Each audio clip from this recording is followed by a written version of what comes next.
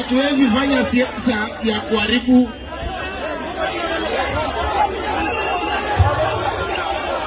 kidogo.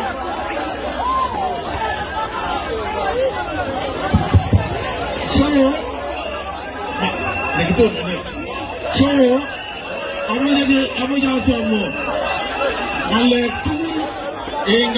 ngamwa eguti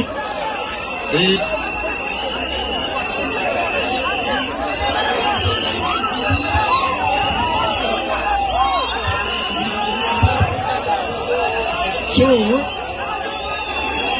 kama tunataka tukae chini, tuko kama vile nimewaambia, majensi wa Nandi na majensi wa Kenya wako na nafasi ya kusikizwa. Niko tayari kuzungumza na nyinyi, mko na haki ya kusikizwa. Nimekuja hapa kwa sababu nimeambiwa ile wakati nilisema niko tayari, majensi Kenya hii wanasikizwa na serikali. Nyinyi mko na haki ya kusikizwa.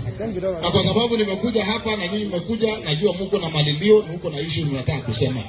So mimi nataka tukubaliane, tukazungumza kwa njia gani ndio iwe rahisi sisi tupate mazungumzo na nyinyi. Ile kitu tu mimi naomba ni kwamba hii kaunti ni yetu. Biashara ni zetu. Ni za ndugu zetu na za dada zetu. Saa zile pesa ni yetu. Sawa sawa? So hapa tufanye mkutano yetu, kila mtu akuwe na haki ya kusema yake. Mimi nitajibu ile naweza kumalizana na ile shida tuko nayo. Ile ambayo haitawezekana kwa leo, mimi natoa suluhisho na tunakubaliana wote. Tunamalizana na hiyo mkutano, tunaenda nyumbani salama.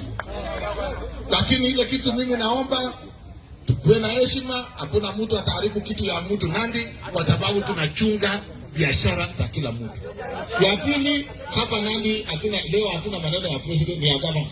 Kama unataka kusema nani must go, labda useme kama na must go. Lakini hauwezi sema ati rais anaweza enda nyumbani.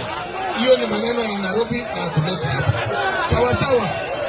So nani tunataka tupende na first one ambaye atazungumza. Chama nani anazungumza? Ya kwanza asimame.